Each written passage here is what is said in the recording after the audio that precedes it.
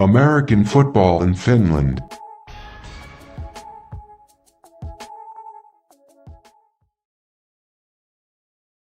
The voice in your ears and the face on your screen. I'm Perfect Purvis, and this is American Football in Finland. Today, I'm joined by my co-host, Coach Q. What up, Yes, Q? sir.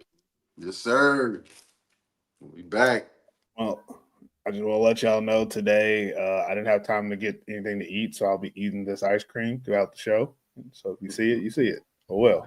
Anyways, the NFL podcast is available everywhere you listen to your podcast, and you can see us visually here on YouTube. Wherever you listen or watch, be sure to subscribe, follow, and like us. Anyone who listens but doesn't hit that button, we know you're a hater, but that's cool. We're going to get on with the show anyways. Let's go.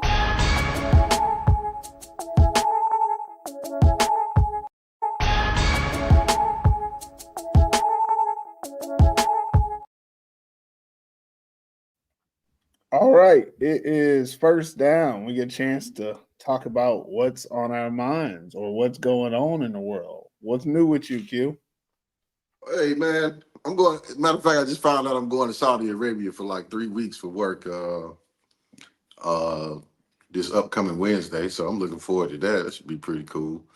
Other than that, ELF, man. We always come back to the ELF, man. It's champion. It's playoff time. It's the Vikings, Vienna It's Vikings. drama, baby. Yeah, it's drama. I seen that. I get to the Vikings, but I seen they wanted to have a dinner for the old Mhm. commissioner, and the EFA said they weren't going. They Fuck. like, we don't care about SMA. We Yeah. not with him no more. We don't rock with Hey, that guy.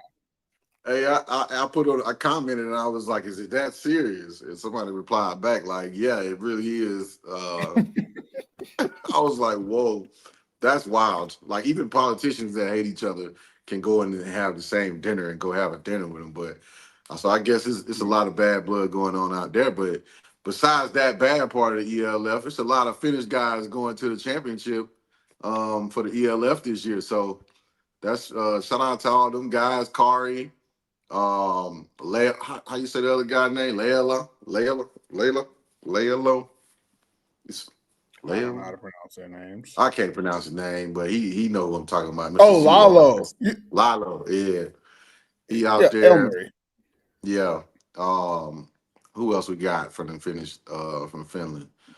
There's a lineman out there too, right? I remember Yeah. him. I don't keep And up with ELF like that. and the Butchers linebacker, old linebacker, the baller, the Mr. ELF himself. I'm a 40. Oh Yo yeah, boy. uh, yeah, Nico Quico. Yeah, Nico, I forgot yeah, about he out there doing his thing, got a pick in the game, he doing his thing. So Quico. shout out to Yeah, all the Finnish guys, man. That's going to the ELL championship for the Vienna Vikings. It's good to see them, having a lot of success out there. So yeah, other than that, man, ain't much going you on besides that. you better than me. 'Cause I forget all of them. Once they leave, I'll be forgetting about them. My bad. I forgot all about them guys. Good luck to all of them out there doing their thing at the ELL. Interesting thing because I'm all for the drama. They beat the Nordic Storm, right? And that's like Yeah, the Denmark and Swedish team. So go Finland. yeah, Forget those other for Nordic real. countries. Yeah, yeah, Way they to one up did. them. Yeah, so that's pretty cool. Yeah, I guess on my side, one, I just want to acknowledge that I know that the Euro basket is happening in Finland, and yeah. Laurie Markkinen is like killing it on a daily basis. But I really ain't into basketball at this moment. Like it ain't ain't worry about it. Because you know what? Go Buckeyes. Go Ohio State Buckeyes. I have turned over a new leaf this year. I actually will have Sundays to watch like football. So that means like Saturdays, even if like Saturday evenings and then Monday morning, like Sunday mornings, I'm gonna be all into like college and NFL. If you follow me on Facebook, I've been asking for the streams and the links, but excuse me, I probably end up doing the Dawson thing on the NFL side. But last night I got to watch Ohio State versus Texas. I'm from Texas, but I've never been a University of Texas fan. Like Mm, when I was growing up, like I used to watch Big 12, what was it called before the Big 12? Back when they had back when like Nebraska was good, Texas A&M was decent, stuff like that. I used to watch it, but I was never a Texas fan. And Texas used to run that thing. But me, I was always like, I was like, you know what? I'm an Aggie. And then I found out how racist that was. So I was like, nah, I'm a Texas Tech fan. Let's throw it and get a whole lot of points. Then I was like, I found out how stupid Lubbock is. And I was like, you know what? Start playing college, the video game. And me and Ohio State been rocking since 2003. I think it was 2002, 2003, one of those years. Jumped on the video game with the Buckeyes, been with them ever since. Won a championship last year. I didn't realize we won a championship. I wasn't like following football enough. This year I'm all in. They say first game we playing against Texas. I was like, yeah, smack that ass. And we did. I mean, it wasn't really like a smacking, but they beat them. It was interesting because everybody was all on like Archie Manning and what all he was going to do, and everybody had really high expectations that he didn't play well. But then today I got to see like highlights from the weekend. Alabama, just like we said last week, they not who they used to be. Definitely not. Definitely not. Well, not who they used to be. They lost to Florida State, unranked Florida State at that. So not even like a good Florida State. I mean, by preseason standards. And then what other good game? Oh, LSU versus Clemson. That was a good game. LSU came back and beat Clemson, so that was cool. So that was pretty much the weekend for me. That's all I want to talk about was college because I'm into the mode. Next week I'm gonna be talking about the NFL game coming up because we got week 1 starts next week, and then I'll be talking about my Rams, baby. We'll get into that. But I guess Jesse said Texas. He must have watched the Texas game. Appreciate that, Jesse. What up, Jesse? But yeah, I guess we'll get into this show then. Let's start talking Finland football.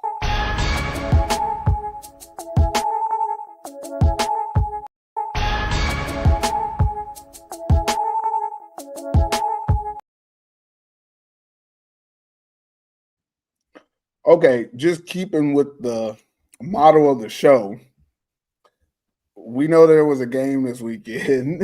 It was one game, and we'll just go through who won or lost that one game. The Wolverines took on the Kuopio Steelers for the technically final week of the season. Now, I'm going to be honest and say, I didn't watch the game. I had no intentions of watching the game. Outside of highlights, they went exactly how I thought it was going to go. Obviously, I believe the Steelers won the game, but I do think they kind of played sloppy.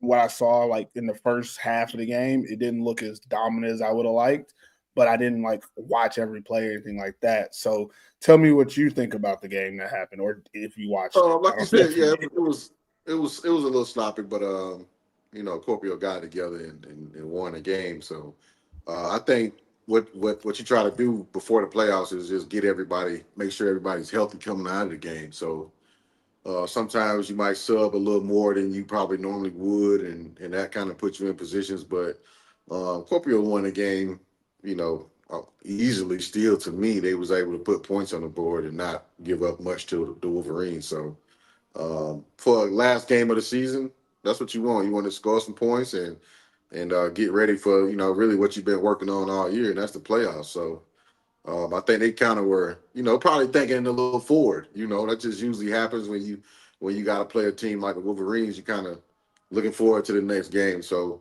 it happens. I'm sure Mattingly talked to them and getting them mentally prepared to get ready for this playoff game. But yeah, this game was the Wolverines, have the season they had, just like all the rest of the games, just a lot of hoping that some good things are going to happen. They had some good plays in it. They made some plays, but just wasn't enough. Kuopio is a playoff team, and they just know how to get themselves out of certain situations and get points on the board. So, it wasn't much to talk about. Kuopio had the business, though.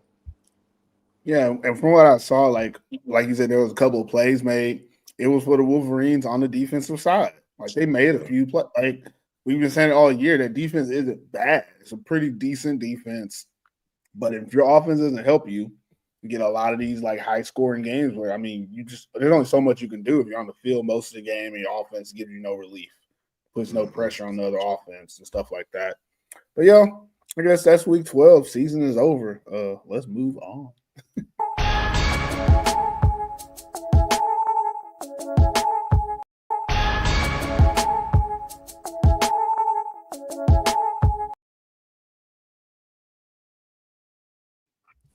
Okay, so the regular season is over.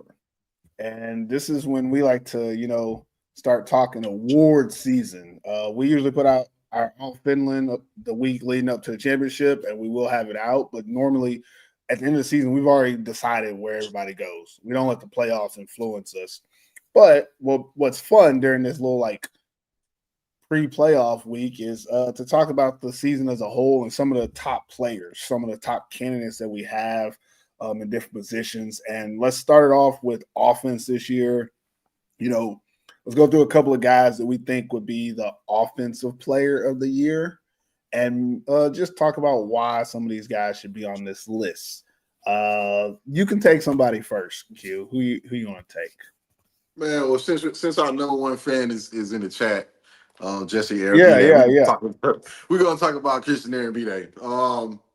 Okay. Like you said, we watched him play last year with the Crocs. Had pretty good, pretty much some good success, and then came back this year with the Butchers and just had a whole new mission, whole new motive, and that was to get them back to where they are now. And along with Christian Powell, Christian Arambide having the supporting cast that he has, he did a real good job spreading the ball around and making that offense score a lot of points. So he consistently played good every game this season. They had, some close game anyway, and he still found a way to, come up with the win. And to me, definitely he's the top quarterback in the league. He showed it every week, whether it was with his feet or with his arm, but just a positive, good import to have. And he showed up, and he was definitely worth the Butcher signing him, put him in a position to where he could be successful every week, and that's what you want. Good supporting cast that are good. Not just mediocre players. They're actually good and great players, and they made plays for him every week. And you just see that guys are excited to have a quarterback and have a leader like that who you never really see him phase. You never see him with his head down. He's just always with the same demeanor. And that's what you want when you go into a game. And I can go back to when I was playing in college. My quarterback was like that. We had a lot of success, and I felt so good before the game. Sometimes when you see a quarterback and the facial expression that he has, it was never like he was worried. It was like, we finna go to war, and I want everybody to follow me. And I think Christian Arambide got that same type of demeanor, where it's like they're gonna have to see us today. You know what I'm saying? And now the Butchers are in first place. The favorite right now in the playoffs too. So I'm excited to see what he does, for the rest of the playoffs. But as far as just competing and as far as making plays, he's been doing that all season, and that's why he's a top offensive player. Yeah, I'm just gonna pile on with Arambide because I want to. What I liked about his play this year, and obviously we shouldn't really think about last year when we do, but we do. We're human. It is what it is. Is the comparison is like night and day. Like, he was good last year. I think he was our offensive player of the year or something last year, and he deserved that. He was a great offensive player. But this year on this Butchers team, like, he is the epitome of what you want from your quarterback. Like you said, he's a leader, never has his head down. Even when they bring in the backup, you see him on the sideline, coaching them up and teaching and helping everyone on the offense. But on the field, distributing the ball, he makes sure everybody's involved. Like I said, there's plenty of times where I'm just like, how are you going to get the ball to all these people? And he does that. But at the same time, what really separates him is anybody can be put on a good team and get the ball to everybody. But we've seen the moments when this team is like, okay, we need a play. And number 4 shows up every time. Consistently, if they need something, if they need it from him, he's got it. It's ready. He's gonna step up. There's no hesitation. The moment's too big. he comes through for them. If they need a throw, he makes a throw. If they need him to run, he runs it. If they need him to make a play out of nothing, he's been able to find guys when you're not supposed to find them. He's been able to make throws where I've talked to players from other teams. They're like, I didn't think he was going to be able to do it. And he did it. And that's what he did all year. He was just like, I say phenomenal. I say phenomenal at the quarterback position, but as a player. And I mean, obviously we got him here as offensive player of the year as one of the candidates. And it's just really good to see the offense go through him. And I said this last week, but I'll say it one more time. He don't miss. The man got like an 80 completion percentage on the season or something like that. Like it's 70% at least. And that's crazy because he's not throwing like 10-yard pass. Like he's letting it loose. And he's not letting it loose to wide open either. Like he's putting balls in spots where only his guys can get it. So he's playing at an extremely high level. So really good to have him on the list. I think I'll do the next guy I'll put on the list. We'll go to a different team. We'll go to running back Deontay Sip from the Senioki Crocodiles. Now, for me, Sip, hands down, can be the offensive player of the year based on the fact that every game, you know he's getting the ball, you got to stop him, and you can't. Like that, it is what it is. It ain't happened this whole season. I don't think he's ever had a game less than 100 yards. He led the league in rushing this year. Whenever they needed plays from him, he made big plays. He made sure that this offense from the Crocodiles was able to run. And what really worked down the stretch is teams were so focused on him, his quarterback and the rest of his team were able to help. And that's the kind of pressure that he took off of the rest of his teammates by being the center force. So for me, Deontay Sip definitely one of the top guys on the list. And I'll let you talk about the last guy we have on the list. Oh, yeah, Christian Powell. Was it Christian Powell? Yeah, I mean, CP. He been on this list for what, 8 years now? Hey, Christian Powell, man, might be the most, consistent American football in Finland player of the week, or top 3 player every season. He's pretty much been in Finland. And now that's saying something, man, because we've seen a lot of good players, but Christian Powell, man, whatever this dude eating, whatever he's drinking, everybody else he on needs that to do Tom the same Brady. thing. Yeah, he on that Tom Brady diet or something. Like he getting that. What is it? What do they say that Tom Brady do? He get young people blood in him. Yeah, so like he get blood infusions or something, man, because he just continue to do what he been doing, man, and that's being productive at the running back position. Whether it's on the ground or it's in the passing game, he's pretty much going to guarantee you positive yards, no matter when he touches the ball. So top player again.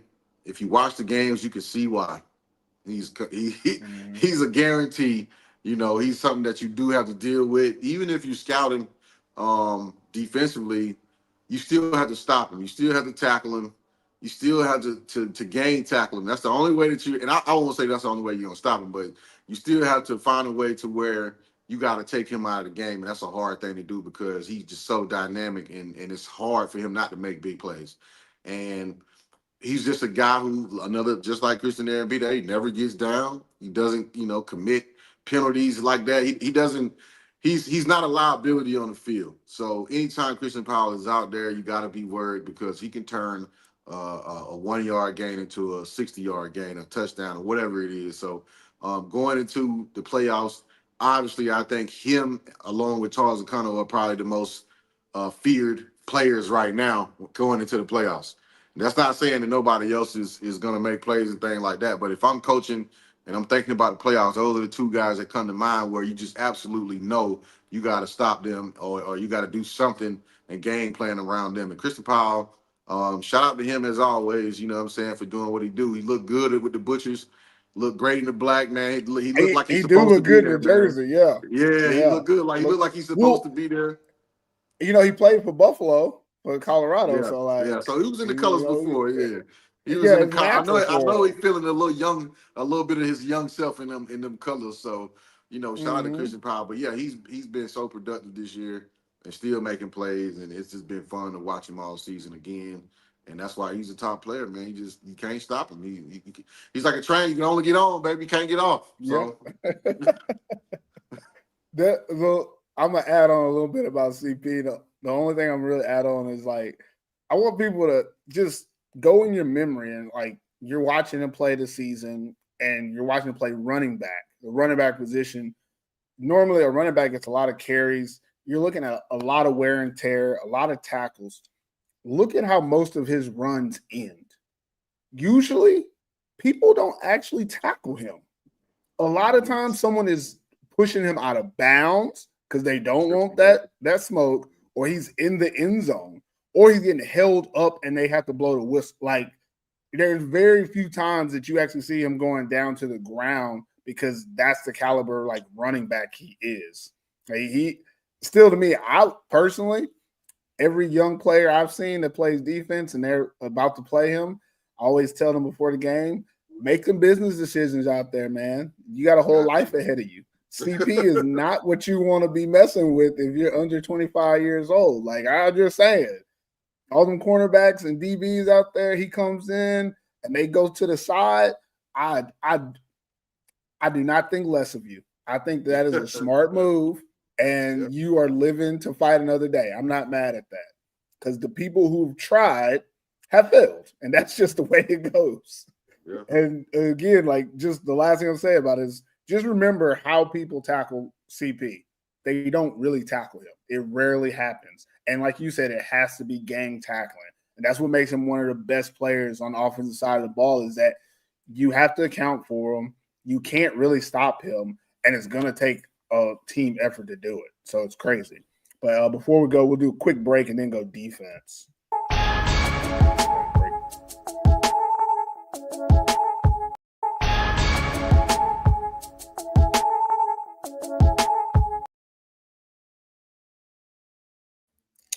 All right, now we'll go for like our defensive players of the year. And interestingly enough, this is probably one of the only years where we don't have like 6 or 7 guys on each side of the ball because it's just so apparent. It's just very apparent who the better players are. And on the offensive side, I think what we do is let's go with the names that people might not have at number 1, and then we finish with number 1, if that makes sense. I'll start off because I want to go with a guy that I'm not sure if we've been giving him enough love throughout the season, but I'm gonna go with the linebacker from Portvue Butchers, Jalen Todd.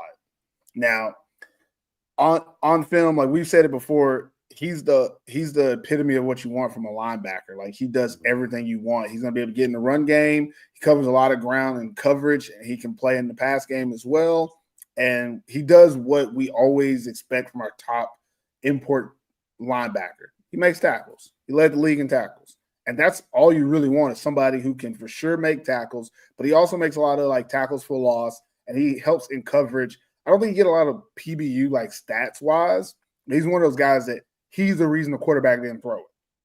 Yeah, quarterback held on to the ball too long because they saw number 40, they took a sack instead. And it's like you can't put that in statistics, but when you're watching the game, you know like that linebacker is getting depth on his drop and is messing up the whole scheme of the offense because he's able to do that. And then the next play, he's in the backfield making a tackle for loss. And a lot of linebackers, and we said some of the ones that are in this league that are the top linebackers, they kind of have a role. Like it's one type of thing that they do well. But Jalen Todd is an overall like athlete. You know, he even got a couple picks, right? Did he take that pick to the house? He looked athletic when he was running with it. That's all I'm saying. Yeah. So that's why I think he's definitely one of the top defensive players of the year is that he's playing the position that you expect the most from, and he's giving you the most every week. So, yeah, that's what I got. Jalen Todd. What about you? Well, I mean, yeah, go for it. No, you see what right. you say. Jalen Todd was. I'm just say a little bit about him. Like you said, he had a position where he can affect every game, and this year he's been doing that. He's actually been making a lot of plays for that defense. The leader of the defense, and just by tempo, his ability to make plays, you know, in the passing game and the run game, and his presence alone means something. And as a linebacker, that's what you want. You want the other team to understand that I'm here, and anything that y'all get, it's got to go through me. And that's the type of, you know, just thought process that you got to have at linebacker, especially when you're playing in Europe. It's expected for you to make a lot of plays, and you want your other guys to make plays, but it's expected you to make a lot of plays every game. And I always say that every game I expect imports to make plays. It is what it is. It might not be the greatest of plays, but I expect you to be part of why the reason y'all won, or don't be a part of the reason why you lost. Because if you don't perform, then you're probably the reason why you lost. So Jalen Todd, along with the rest of the guys on the defense, Zachary Wright and all them, I mean, that was just like a great pickup, a good backer to have. You don't have to blitz a lot. He can sit there and read and go get the ball and make plays, and that's what he's been doing. So yeah, I'm with you on that. He's definitely one of the top defensive players this year, and rightfully so. Who else you got? I mean, we might as well. Zachary Wright. We go into Zachary Wright. And we still on the Butchers. Yeah, we got to talk about Zachary Wright. We'll stay with the Butchers. Zachary Wright, the plays that he makes and when he makes them, I think that's impactful. It makes him real special for that team. The interceptions that when they need him, when the team is driving, and he always end up around the ball, and then not just that, he finds a way to get him points too. And I think him being there also, which to me you could easily put him up as one of the top defensive players too, is Mickey Cobb. Mickey Cobb made a lot of plays on defense, and I know Mickey is an athletic player and all that, but I think Zachary Wright, his poise and the way that he plays the game affects the rest of the DBs. It makes them want to make plays. It makes them want to get pick sixes. And that's what you want. That's what you want in your import. You want him to be an impact, not just on the field, but with your players too. And I think he does that. And then now, the Portland Butchers are where they at. But yeah, Zachary Wright, man, like I always say, I'm blessed to be able to watch him play in Finland, because I know he's so good. He could go, other places and play, but he stayed in Finland. And I like imports that give their time to Finland and they actually are good guys and make plays all the time. So yeah, Zachary Wright up there, as the last season, he's back up there again, and that's what we expected. Yeah, I'm gonna pile on about Zachary Wright because it's special, especially as me and you get older doing this podcast, and we see so many different types come through. Like watching a guy that is still the epitome of what we expect from an import is he's not just back there, no disrespect, but he's not back there just, cleaning up free balls. Like he's not just getting balls that are overthrown or, being in the right place at the right time situation. He is aggressively making plays. And then he's like a 14-point turnover machine. He takes away points and then gives his team points. And he also does more than just interception. He gets forced fumble. He rips the ball out. He makes tackles. I want to say he's like top 20 in the league in tackles, top 5 on his team in tackles this year. So he's active. Like he's not just back there roaming. You get a lot of free safeties who, we get a lot of interceptions, but you don't see no tackles, no PBUs, no forced fumbles, no fumble recoveries. He has fumble recoveries. He does forced fumbles. He rips it out. He even does kick return, and we'll talk about that a different day. But what he does for me is he makes his defense – he's a multiplier on defense. Like he doesn't just play a position. He makes that defense special.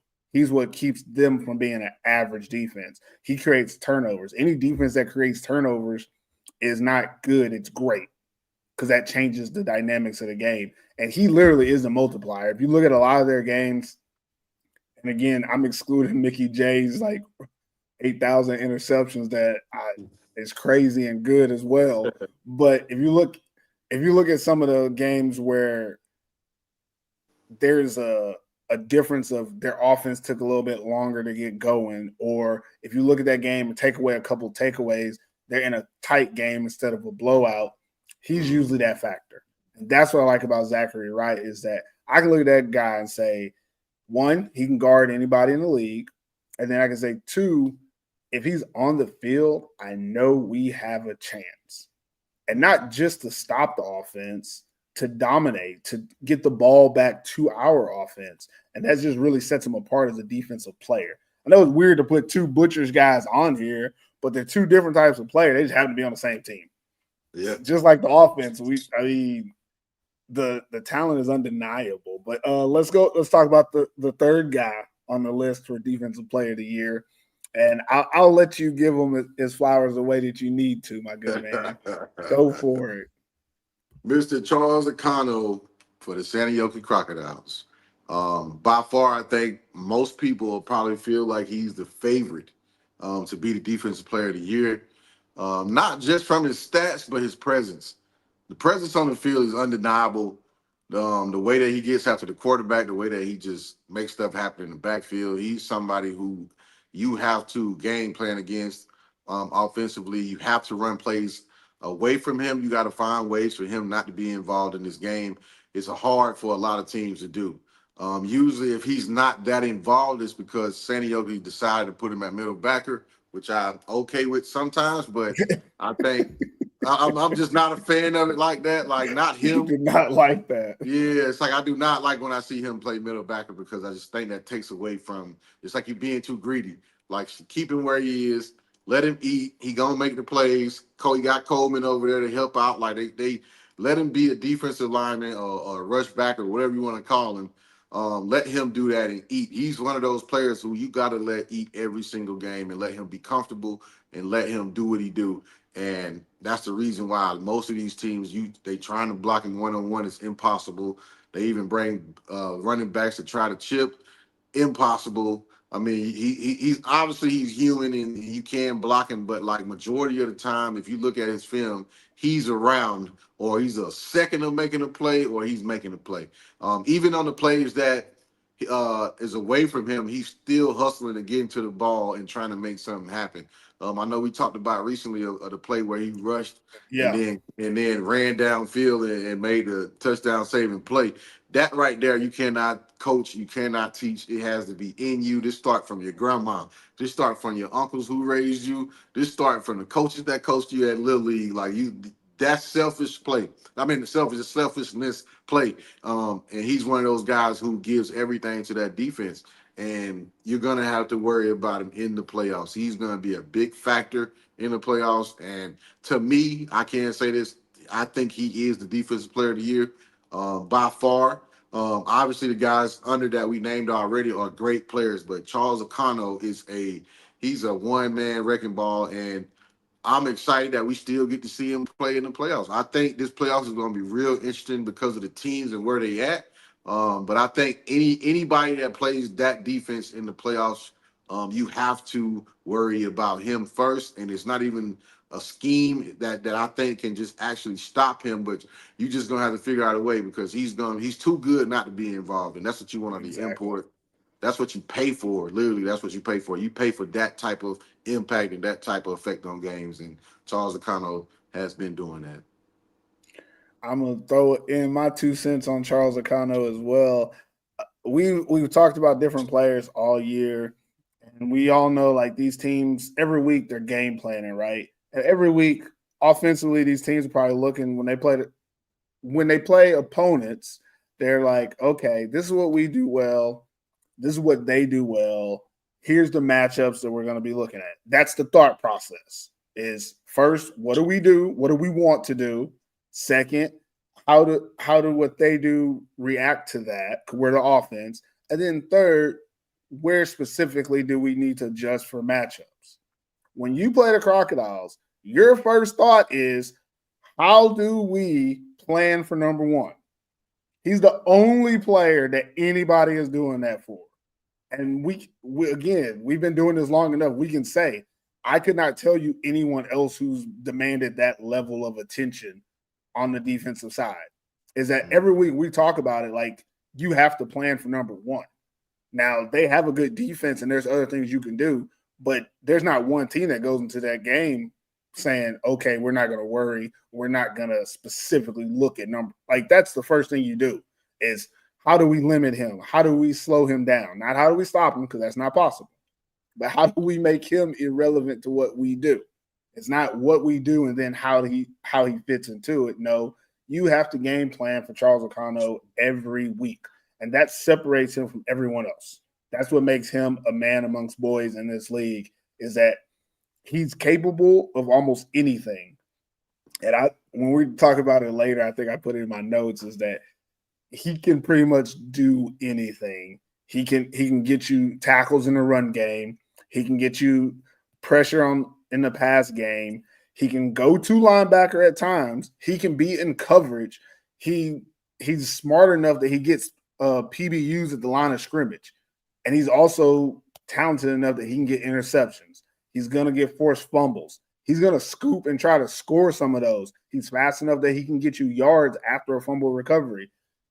He can change the entire game from anywhere at any time, and that's scary, because that's how they play him. He doesn't just line up on one side. He lines up on both sides. Sometimes he's opposite of his teammate, Riley Coleman. Sometimes they're on the same side. You slide Riley into DT, he comes off the edge. And you don't know if he's coming or if he's going to go back in coverage. And there's no way to really tell, because he's that good that he can do all of those things at a high level. You got a guy who legitimately could be a safety, a linebacker, or a defensive lineman. Really? And that's just a special talent. Like, he could play all those positions and you wouldn't know. So when he's on the field, that defensive coordinator for the Crocodiles could have him doing any type of rules. He literally can just stand in the middle of the field, and you have no idea what his what he's basing it off of. Is he doing it from a defensive lineman? Is he doing it from a linebacker standpoint? Is his keys from a safety, like outside linebacker standpoint? You don't know. And he's that talented that their defense is able to revolve around him and let him cook every week. And so, like last week, we saw his stat line. What he had, like four forced fumbles, three forced fumbles, a PBU, 3 fumble recovery. Like, it was crazy. And that's what he brings every week, is that he could do that if he has opportunity. So that, I think he is probably a step above everybody else on defensive side. And I don't think anybody that plays defense is like, nah, he's not better than me. It's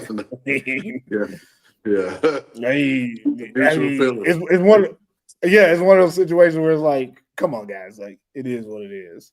But yeah, I think those even with Akano kind of being a little bit above everyone else, those two guys from the Butchers are also great defensive player of the year nominees. I think all the candidates are really good this year. To be honest about defense, I want to say these defenses this year have been mid, and not from like a bad standpoint of mid, but more of there's not a lot of like standouts on most of these defenses. A lot of these defenses work more off of chemistry than player talent, if that makes any sense. And that has led to, if you look at it, the better teams with the better defenses, they have a lot of low scoring games. They limit their opponents, but there's not like crazy stats and turnovers, except for probably these 3 guys that we just named. Like, they probably are on a league of their own when you think about, okay, this player always creates havoc on the defensive side. The only guy we probably left out was Tylen Riley Coleman. And that's because he basically does almost exactly what Akano does. Yeah, it's hard to like throw him up there. And that's probably the only other guy that you would think that, okay, I could put him on any defense and he's going to be a ridiculous like game changer for that team. And unfortunately, he's a little bit overshadowed by Charles Akano. But again, it's still a great defensive group, and we'll talk about their playoff team and playoff run here in a little bit. Let's get to this last segment real quick.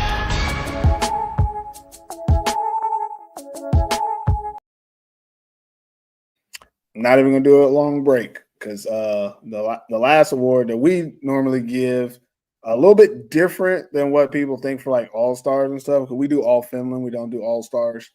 And for our award, we do an Outstanding Player of the Year award, our Sisu. Now, to explain that to some people that maybe not know, Sisu is that thing that Finland has that there's not really a direct translation for it. But I would compare it to, having that dog in you, if you're from the States, if that makes sense. And we actually use a lion. So, having that, In Finland, a lot of times I think they use like their national teams and stuff use like a wolf or something like that, which is cool. But we use more of a lion type of thing, like that sisu. And for our outstanding player, we definitely separate our thought process. We talked about this in the group chat about like who we thought it would be, and the separating factor is we're not looking for necessarily the MVP, and that's what a lot of people usually do with their like MVP of the league. And most valuable is that's important to some people. It's just not a thing that we're looking for. We're looking for outstanding. We're looking for someone that does things at a level that is incomparable to others, something that stands out, because more in line with like how college football used to be. Always, whenever I think about like outstanding players, to my mind, every time, the first thing I think about is Reggie Bush. And how he played at USC in the year that he won the Heisman. Because Heisman is not the Heisman is not the Maxwell. The Maxwell Award is the most valuable player in college. The Heisman is the most, I think, outstanding player in college. Yeah. So, like, we prefer more of a Heisman approach. So we're looking for players that do more than just play good at their positions.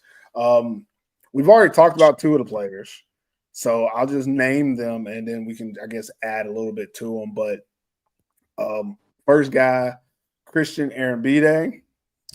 We had him as offensive player of the year, obviously, but outstanding. What separates him and makes him a candidate for outstanding player of the year is more of what I was saying towards the end of it, is that this guy he wasn't just good, he was great. He wasn't just great, he was excellent. He wasn't just excellent, he was elite. Like, you can just keep adding superlatives to his name of how great he was this season and what he accomplished. And what he did was he took a team that we thought was going to be great and made them better. Like, I don't know about you. I ain't gonna speak for you. No, you're right. Like, I expected them to be really good, but they played way better than I thought they were going to be. And that's crazy. On paper, they looked like they were going to be unstoppable, and they kind of were. And even in the games that were close, I still remember the tape. They were close in score only. A lot of those games, you look at the game, and there never seemed to be a time of, they're going to get it done. And they did. So, and a lot of it was relying on him. Again, in the one game where they actually could have lost, 2 minutes left, you give this man the ball and a full field. As you're watching, you're like, yeah, he's going to take him down and score. And then he does it, and you're like, I give him the I compare him to like the LeBron James effect. Like, LeBron James was supposed to be this like new coming of the best basketball player ever, and all he has done is lived up to that. No matter what, the haters say about the championships and all that, there's like he lived physically, up to the hype. He lived up to it. Can't deny that. Like, like, you could say what you want to about championships and all that crap, but like on the basketball court, he lived up to it. And same thing with Christian Arambide is that he surpassed what you really thought. He had more of a Michael Jordan type run, if I'm really honest. Is that you thought he was going to be one of the best, and he turned out to be the best. Because I'm sorry, this dude was completing 11 for 14 passes. And, 15 for 17, like 80 and 90% completion, and still putting up 200 yards and 2 touchdowns, and then running for another touchdown every week. That's ridiculous. And it's not I want to say he threw 29 touchdowns and led the league in touchdowns, but I think he threw 6 interceptions on the season. Ain't bad. He wasn't just good. He was fucking phenomenal, and he was great. That's what makes him an outstanding player. Not to mention the rushing touchdown. I didn't even look up how many rushing touchdowns he had, but he probably had another 6 or 7 of those. Now I think about it, and so that he's definitely on the list for that. And then the other guy that we've already talked about, Charles Akano. I'm gonna let you add a little bit about him, about what makes him outstanding and not just the defensive player. Yeah, like you said, this award is more towards that Heisman approach, and it's typically like, if you look at it from a defensive standpoint, when you go out on the field, If a person never watched football in a day in their life, and then they after the game they say, "Man, that number so and so was," you know what I'm saying? Like it's like that Yeah. person that stands out no matter what, whether somebody understands the game or don't understand the game. They know this guy right here does something good because he's always around the ball or he's always celebrating or something like that. And that's just dominance right there. That takes a Mhm. lot of hard work. It takes a lot of want to and to be able to go out on the field and not just feel like you're the best player, but show it. You know what I'm saying? I have a lot of conversations with my friends that used to play college football, and I'm always saying, like, do you know how hard it is to be good all the time? And that's a hard thing to do because everybody's, feels like they're good. They feel like, hey, I'm the man and all that stuff right there. But the film don't lie. The film does not lie. You know what I'm Can I saying? jump in on here? Because this, I feel like you're talking to me, you're preaching to me. And I just want to say, like, I remember when I played, and I normally don't go into the whole when I played, but I felt like, I mean, we're in it today. I remember when I played, that's how I felt. I never didn't play my best. I Yeah. always played my best. And I don't know if you have the same like thought process. I always remember when I did. Oh yeah. And Oh yeah. like me, I had a short import career, only like 3 or 4 years. I didn't play that many years as an import, but I was in a lot of different places. And there was one bad game. One game where I'm like, yeah, I shouldn't have got paid for that. And that Yeah. in that one game I played, I I helped the guy get a CFL contract because he did everything he needed to do against me in that one game. I still waiting for my residuals from that guy. But uh we was in Italy. One game. The only game that I ever just didn't play good. And Yeah. he had scouts out there. He signed a contract the next week. Didn't send That's me how it nothing, go. man. He should have sent me That's how it something. go. That, That's but how it that's go. what to your point, that's what I'm saying is that like some guys play at that level so much because they know, like what I just said, all it takes is one opportunity. Had I played a normal, like my typical game, maybe I would have been the one signing a CFL contract. I don't know how factual that is, but I do know that in that one game, that guy played lights out. He didn't take any dip, and it got him to the next level. And I feel like that's what Charles O'Connell brings every week is that you feel that he is playing for a contract every week. Mm-hmm. Every week he is playing Yeah. for a contract, and you see it on the field, whether you know football or not. You're like that number one is he is doing something different out there. Yeah. Oh yeah. You're right. You're right. Like you said, I feel like I got that same mentality whether I go back to college. You know what I'm saying? I always tell defenses like when I'm talking to people's defense, like I played on a defense that gave up 335 rushing yards in a season. You know what I'm saying? Oh So wow. like all 11 players felt like they were the man. I've never been a part of anything like that. I got lucky. I'll say lucky. I went to Missouri Valley College, played 2 years there. And in both years, I believe we didn't give up in 2 seasons over 800 rushing yards. And that's 2 seasons. So, like, we were, like being, and I remember that before the game, the way that we talked to each other, the way that, like, meet me in the backfield, like, I'll see you at the after party. Like it was a demeanor like where you literally like when people came to the game, they knew like watch him, watch this guy, watch him because it was they never seen them play bad. But like you say, you always remember when you play bad. But getting back to Charles O'Connell and Christian Arabide, um, and all those guys, they all like have that one trait, and that's showing up every single game and making an impact on the game. And that's what Charles O'Connell has been doing. Christian Powell's done it. Aaron Dave's done it. Like it's hard to do, but you have to be dedicated, and it has to be a mindset. And just watching the guys that we're talking about right now, so far, they've done that, and it's just been remarkable, though, really. That's a perfect segue to the last guy who we haven't talked about. Finally, a new name to put on this segment, and that is probably the most like I'm not gonna say the most talented player. We haven't done our top 50 yet, so I'm not gonna just throw him out there. But he probably top 3 again. Yeah. Alpha Jallo. I mean, I'm gonna let you talk about him, man. I don't know what's. I mean, I don't want to say. I don't want to He's start by X-Factor. saying something bad about the team. That's why I'm gonna let you Yeah. talk about him first, so I can come in with the goodness. He's the X factor, man. Alpha is the X factor. He's one of those guys that the football gods blessed. The football Mhm. gods blessed him. They skipped over a lot of people and said, "Hey, we wanted to be you who possesses these type of skills." And I'm sure Alpha, has worked and from what I've seen, he worked real hard on how he prepares for football. And it's been amazing to watch him too all these years. And this year, being that his team didn't have the success that maybe these other guys that we're talking about did, he showed up.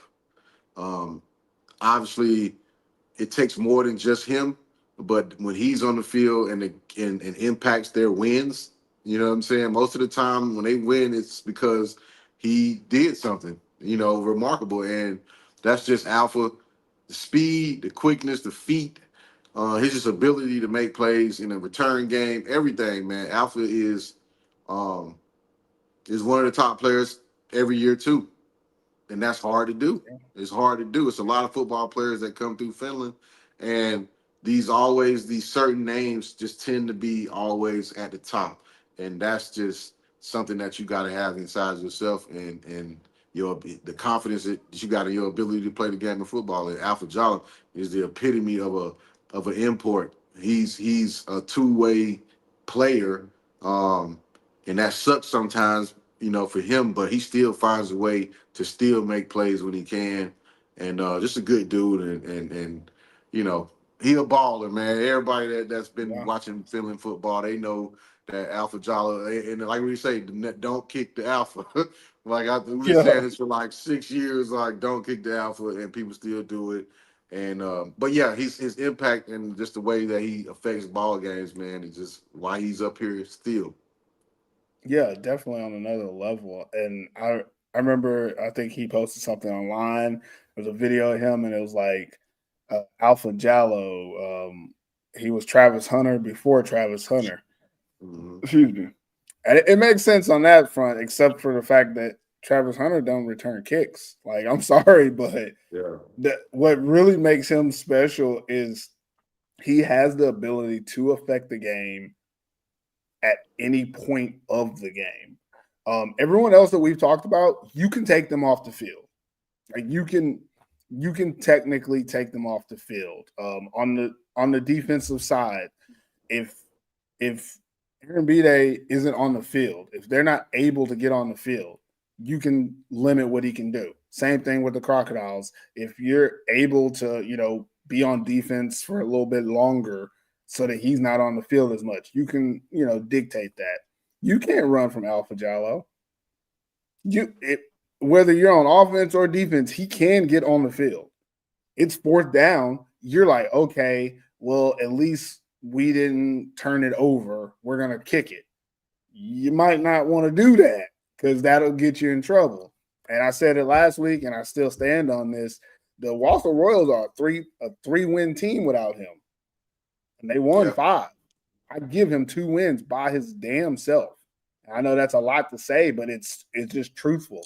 Their defense plays very good, so they keep the scores low.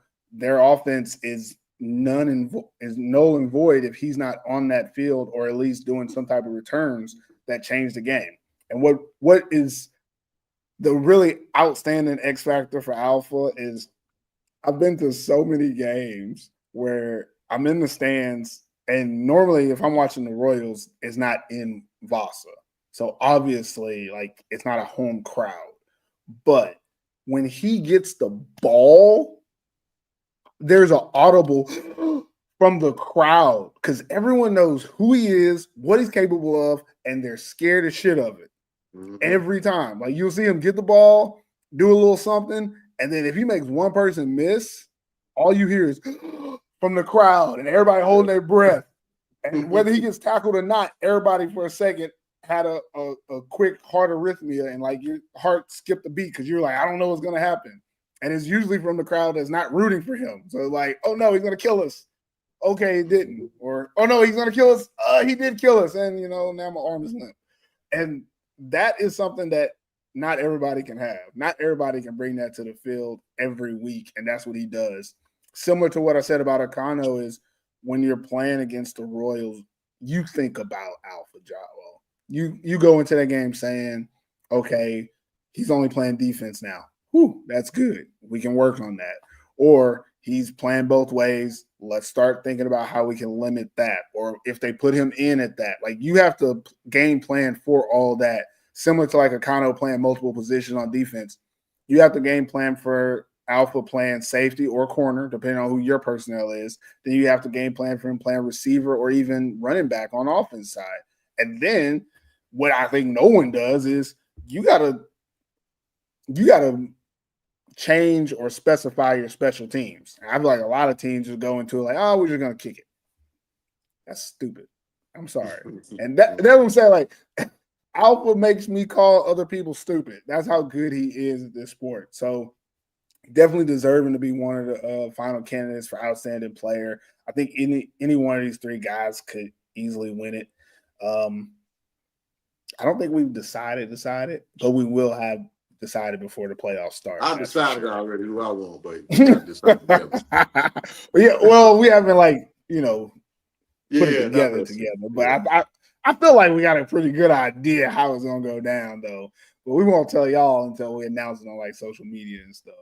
But yeah, that's our candidates for top players of the year. Thought we'd give y'all a little bit of that today. And now we'll just get into this playoff matchups. All right, let's do it.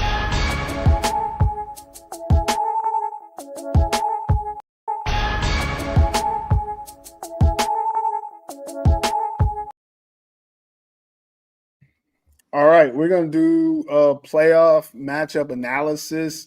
And since they're doing the games differently, I'll change the order.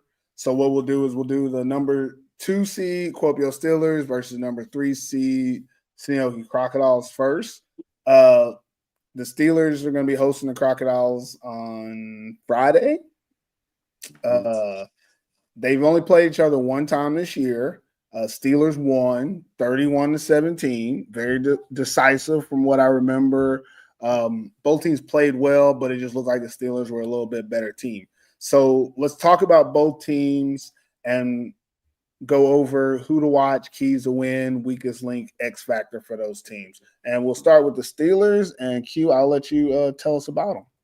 All right, Kuopio Steelers. To me, right now, I do think they are they have obviously a pretty good chance of winning their playoff game because they beat their opponent before. And I know people say it's hard to beat a team twice, but Kuopio's playing at home, and the crowd is going to be there. Their MC, he has the crowd going crazy in Kuopio for these games, man. So they got a lot on their side, when they come into these games. But if we just want to, I'm just going to name 2 players for the Kuopio Steelers. There's a lot of good players on the Kuopio Steelers team, right?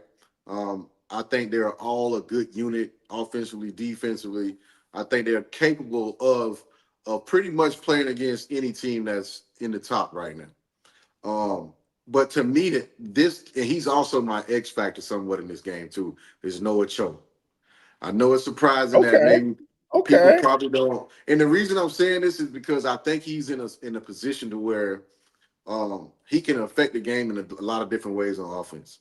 The matchup, I won't say he'll have an issue because I don't know if the Crocs can deal with him all around the field.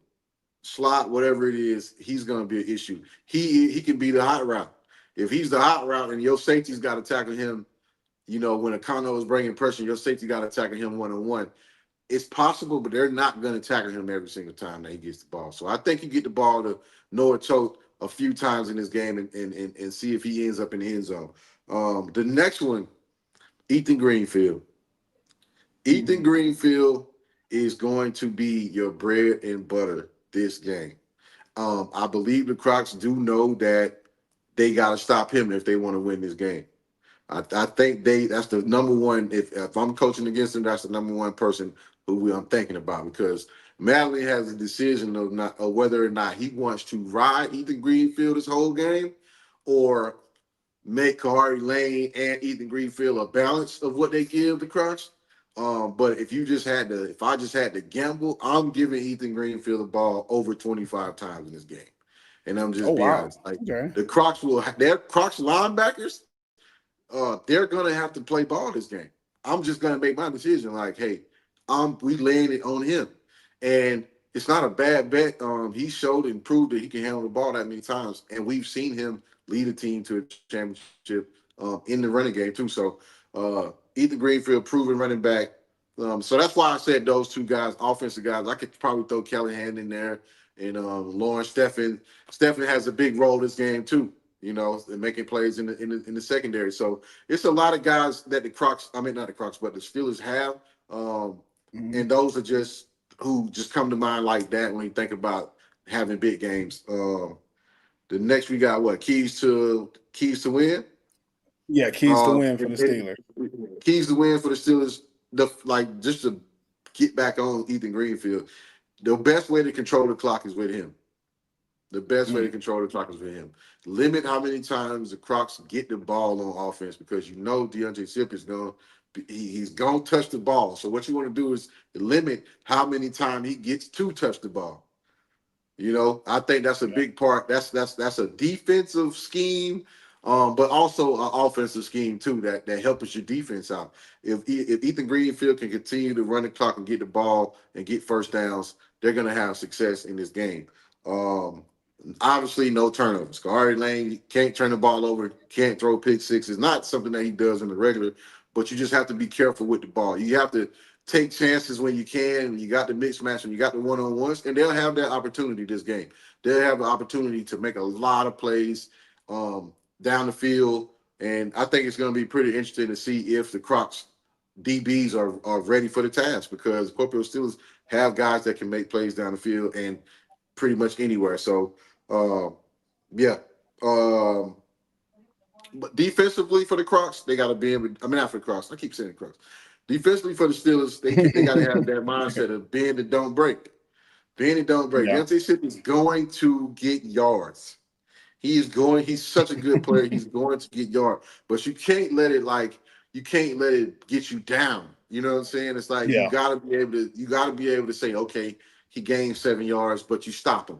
You know what I mean? You put him in a position to where he can't, 3rd and 9, 3rd and long, 2nd and longs. You want the Crocs offense to be in those positions, because now he can't just be that first go-to option in those situations. And that helps your defense out. So the Crocs got to be real. I mean, the Steelers have to be real good on first down defensively. That's what I would say. The first and second down are going to be real important in this game for the Steelers. So, yeah, that's my little spiel on keys to win. What about their weakest link? What could be the thing that could unravel this team in this game? Just the knowledge of where you at in the game. Knowledge, knowing, and this goes back to the last time that they played the Butchers. Getting a penalty late in the game where it just did not help your chances of winning the game. You can't have those type of plays, happening in playoff games, because they will affect the outcome. But just to really think about what a weak link for the Steelers would be, I think they're a pretty solid team. I really do. I don't look at them and say, oh well, this is a problem area right here. You can say maybe cornerback. You could probably say that, but we'll just have to see in this game if they'll step up in the defensive play and make plays down the field, because the Crocs are going to try them down the field. So if anything, if I just got to say something, I'd say that the cornerback play in this game would be probably their weakest link. Okay, all right. Yeah. X factor. Yeah, Now this X factor for this one is now I don't know if Tino Nagano is playing or not. I seen him. They posted him. I see. Yeah, I saw that too. It's interesting. I was trying to think, like, is they saying he back for this? He back? He's You know what I But he mean? was supposed to be playing earlier in the season, and then he just like he was in like one game, I think. Yeah, I But seen him then one time. So I'm wondering how much maybe he'll be in there. But as far as an X factor in this game, um, I gotta say Ethan Greenfield. I gotta say Ethan yeah, Greenfield. He's the X factor. How far the offense goes is based on how far he goes, and I think he's obviously. I believe he's confident enough to know that how he plays in this game is going to affect whether or not they win, and hmm that's a big thing to ask. But I think some players look forward to stuff like that, and I think he's the type of running back that feeds off of yeah. that, having to know, hey, it's on my back, and I'm okay with it. And you got Kahari Lane too to help out in the run game too, but and then Lathanen, they got all three Lathanens over there anyway, I believe. So they have some other The options. Lettinen brothers. Oh yeah, Yeah, I they forgot. got I all forgot three over Lettinen's there. over So. there. Yeah. Yeah, so Okay. they got some options, but I think Ethan Greenfield would definitely be the X factor in this game. You know what I was thinking about earlier today when I was thinking about this game and the matchup? I was thinking Ethan Greenfield. You know who he reminds me of? From the Looney Tunes, Taz, the Tasmanian Devil. Tasmanian Devil. Like that, like that's how he like runs. It's so like violent. Is Mhm. I mean, and just like that Tasmanian Devil, it looks like chaos, but he knows where he's going. He knows what he's doing. But to everybody outside of it, it's just a whirlwind of like a body moving around and fighting. Pretty much, that's how he runs. Like I feel like, and I don't know if people was watching, but at the end of some of his runs, he goes looking for the contact.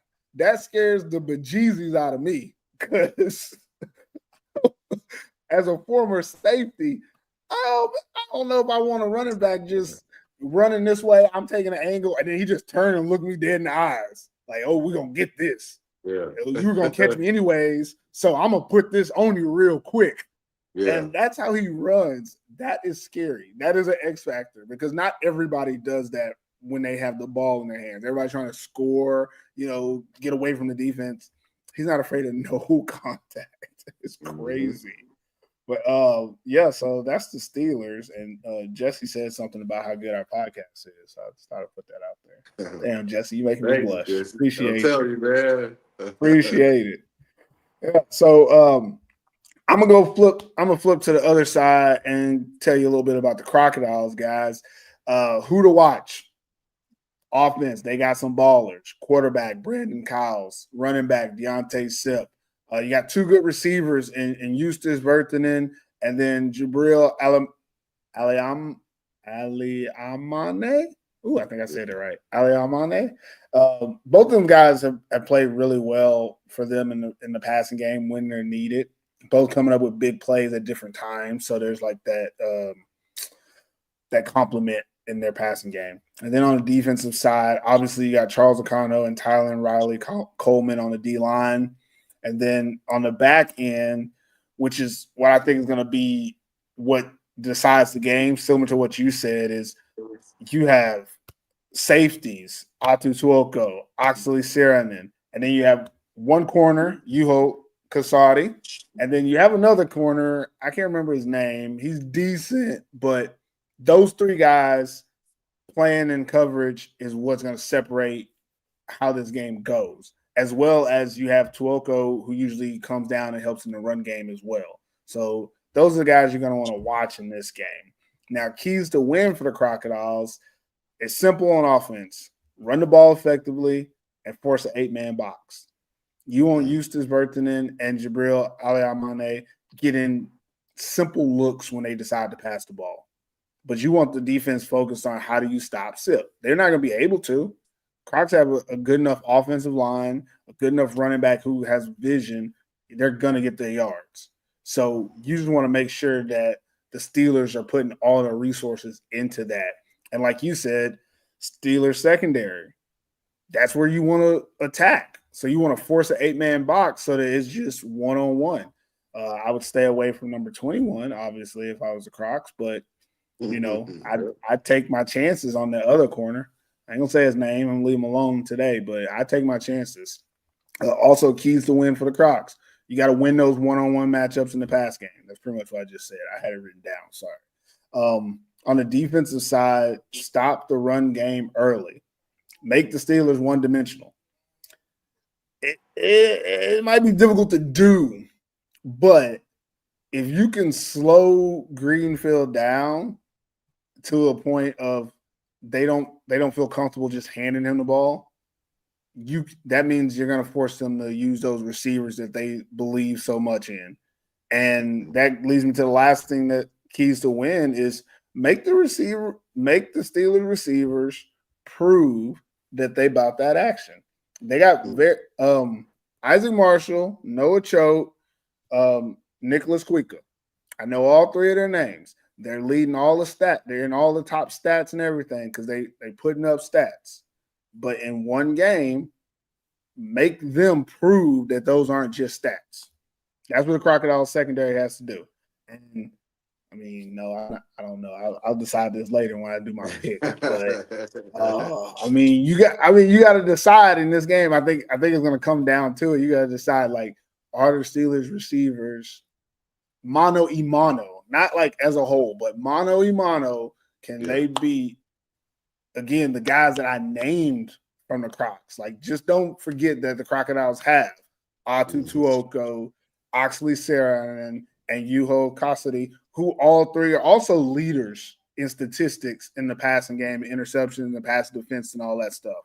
So you got two groups of, I wouldn't say the best of either, if that makes any sense, but you have two groups where both are heavily touted as they're capable of being good. So I want to see them mano y mano. In this season, we've seen the Steelers' top receivers. They came on late in the season. Early in the season, we weren't seeing much go on with them, like what we thought. Isaac Marshall, he's been consistent all year. But those other two guys, they've come on in the last couple of weeks, and that's commendable. But if I'm the Crocodiles, they got to prove it. That's all you got to do. If you make them prove it. I'm trying not to, like, make my pick. But if I'm going from the Crocodiles' point of view, I ain't seen nothing on film that tell me that if my guy is guarding your guy gonna win. Now, if your team is out scheming me, yeah, maybe if we got the wrong coverage and y'all find the hole, yeah. But I'm saying mano y mano.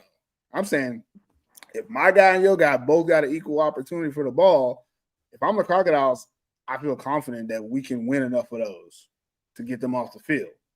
And I haven't seen anything from the Steelers. I don't think they should, but you think they should. What I'm saying is from the Crocodiles' point of view, I haven't seen anything from the Steelers that makes me think that, you know what, we can't put 8 in the box. Does that make sense? You haven't? I've not. If I'm the Crocodiles. Now, if I'm like the Wolverine zone, yeah. But if I'm the Crocodiles and I'm looking at who they have and who I have, respectfully, I'm worried about Ethan Greenfield, yes. But you're telling me if I get pressure and you got to throw the ball up, you're going to have to throw it a little quicker than you want to because I'm getting pressure. And you're telling me that my guy can't hang with those three guys?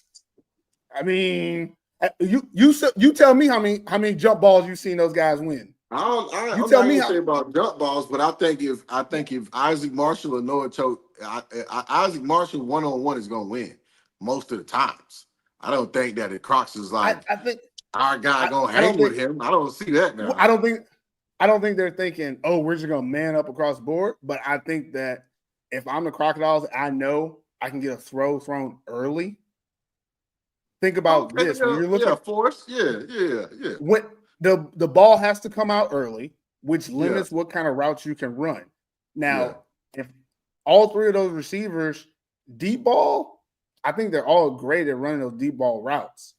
But if that ball has to come out early for that deep ball, then I can predict where that ball is going to be.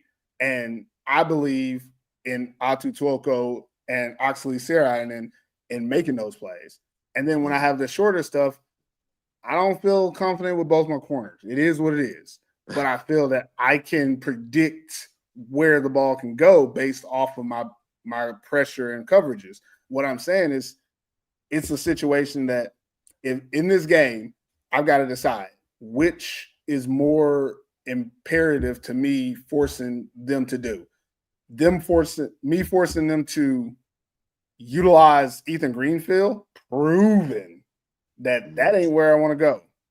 Or me forcing them to let that thing fly. Now, if they beat me with the pass, they beat me with the pass. You win. But you're gonna have to prove it. I can't make you prove the run game. I can. But do the Crocs start? Do the Crocs start with a safety in the box too? Do they start the game with a safety in the box? You feel that confident? You feel that confident? Honestly, look, if I was the guy, I'm bringing the house from the get. And you know why?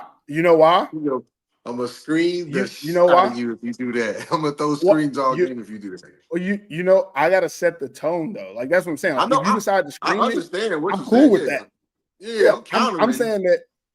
Yeah, obviously you're gonna have to counter it. I'm gonna have to counter all that. But what I'm saying is, if it is gonna come down to something, make it something you have a chance. I feel like if I'm trying to stop your run game, I can do everything I can to stop it or slow it down, but I can't say that I want it to come down to that. I don't want it to come down to that. Yeah, you don't want it. But if you're gonna throw the ball to beat me, I can live with that. I can live with you running a really good route and getting open in a scheme where there's holes. What I can't live with is you handing the ball off to this one guy and him just slowly, methodically killing me. Like, I can't live with that. Mm-hmm. So what I'm gonna do is I'm gonna do everything in my power to stop that, and one, make Kahari Lane be one of the most efficient passers in the league. Like, I need him to be throwing dimes, and that's why my coverage needs to be. And I think they have a decent coverage setup, but again, the matchup it's a matchup thing. I think that if the Steelers get them in the right matchup, the Steelers obviously can win. Like, they have the receivers that are a little bit more athletic and more talented. But based on the fact that we can get them throwing the ball early, or we can get them throwing the ball to where we want to, now it's a level playing field and it's anybody's game. Still, the receivers from the Steelers could be about that action. We could see some, awesome catches. I'm just saying I ain't seen it yet, so I have no reason to believe that I don't have a chance. I wouldn't say I wouldn't have a chance. Different against a different receiving core, but against this receiving core, what I've seen throughout the season is, they catch a lot of open passes. That's what you want them to do. If they can't guard them, that ain't their fault. Yeah, well, that's what I'm saying. I mean, they catch a lot of open passes, and I respect that. But if I believe I can make those passes contested, I can't say that they've proven that they can catch those. That's all I'm saying.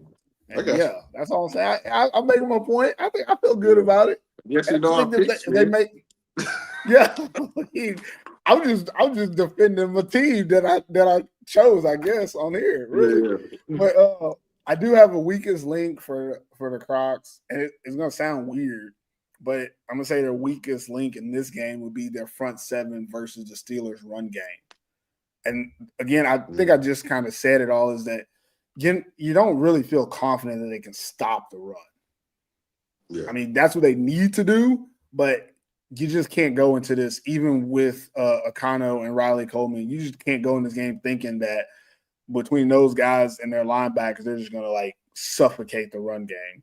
Like you said, if the Steelers go with the option, the read option, it makes it more murky, and you got to realize that. So that's what's the weakest thing is, if they can't stop the run game, pretty much over. I mean, everything else I said is moot if they can't stop the run game. So they have to figure out a way. I don't know the way. I ain't the coach, so I ain't gonna worry about that. And then X factor for the Crocodiles will be Charles Akano. He can do anything. Like, in this game, he can get an interception. He can get a PBU at the most integral time. They could be in the red zone. It could be 4th and like 1 or something. They try to throw a slant. He knocks it down, and that stops the drive, that type of stuff. He can get a sack. It could be a strip sack like he did recently where he scoops it and gets the ball. Like, he can change the game at any point in time. I think that's going to be the X factor in this game, is because I think he definitely wants to get to the championship. And He's gonna get there. He's gonna get there. He's gonna get there. He gonna, whether he playing or watching, he gonna get there. He gonna be there either way. Where you playing or watching? I think that him as the X factor, he's gonna do whatever it takes to put his team in a position to win this game. So that definitely separates him. I think that's both teams, right? Yeah. Mm-hmm. So we'll get the next matchup. Move on a little bit. I feel good now. I'm glad we talked about that.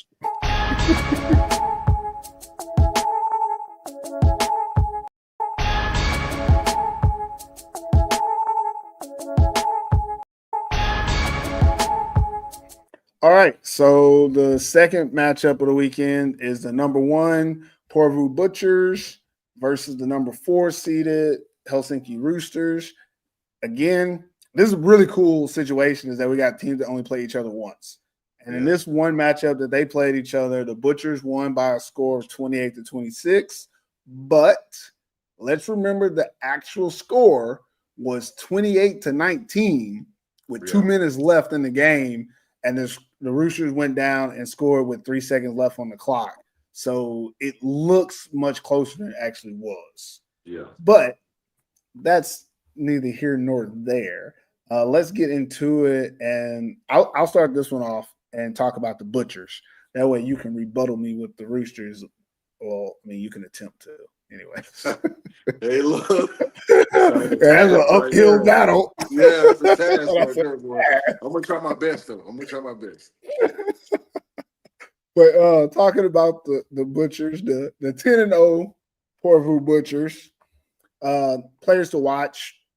Got a little something for you here. Quarterback Christian Arambide led the league in passing yards and touchdowns. Running back Christian Powell, number 1 in the league in total touchdowns. Wide receiver Lucas Arilla led the league in receiving yards and receiving touchdowns. And then you have Nate Robitaille, who was number 2 in receiving touchdowns behind his teammate, and then number 3 in receiving yards this year in the league. That was just a little bit of stats on the offensive side. But then you still got to look out for number 11, Mikko Seppänen.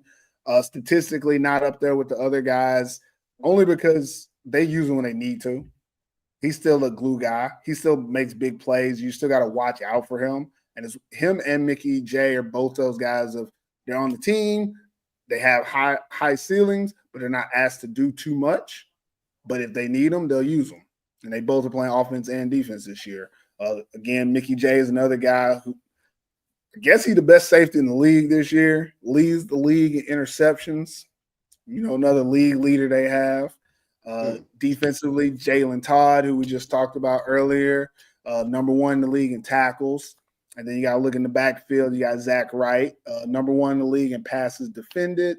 And he would have been number 1 in interceptions if not for his teammate, Mickey J, being number 1 in interceptions. So those are just some of the guys on defense. And then on the D-line, you got Jesse Vuoksentora, Noah Netti, and they have a really good rotation of defensive linemen that come in there, all those 90 numbers. And then they got the twin brothers coming there every once in a while to help out as well. So they got a lot of depth on the defensive line. So they're able to keep everyone fresh for situational football. So those are some of the guys you need to look at or be on the watch for.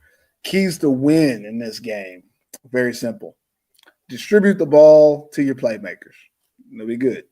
Follow Arambide to the promised land. Number 4 going to get you in there. It's just going to happen. Just let him do his thing. Let him cook. They'll be fine. On the defensive side, they just need to deny the run game.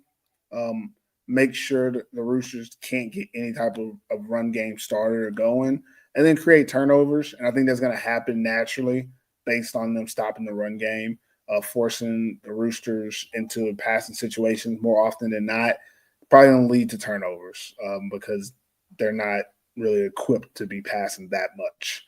Weakest link for the Butchers, I should say none, but I'm gonna be honest. The offensive line can be beaten. It can be dominated at times. There's been situations throughout the season where the offensive line just really hasn't been up to par. I'm excluding the left tackle, John Paul Flores, because he has been everything you want. But as a group, as a whole, there's been pressure. But that weakest link is usually covered up by the fact that Christian Aaron B-Day is him. So it's just, it is what it is. The X factor for them would be the offense can score at any point.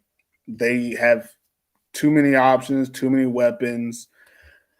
They can be on the 3-yard line and throw a 97-yard pass to Lucas Arela, or they can march it down the field with a little dink and dunk here, dink and dunk there, and then let Christian Powell finish it off. Or Christian Aaron B, they can finish it off. Or Nate Robitaille can finish it off. Or Miko Sepinen can finish it off. Those are the options they have. So that's the Butchers in a nutshell. I think they got a pretty good matchup in this one. So I'll let you talk about those other guys now and what you think they could do. Ooh, yeah. So this is my spiel on the Helsinki Roosters, and the chances that they may or may not have. But if you're gonna talk about players to watch, you got to start off with Nunley first. So dynamic receiver. Everybody knows if he touches the ball 8, 9, 10 times, he's scoring 2 or 3 times.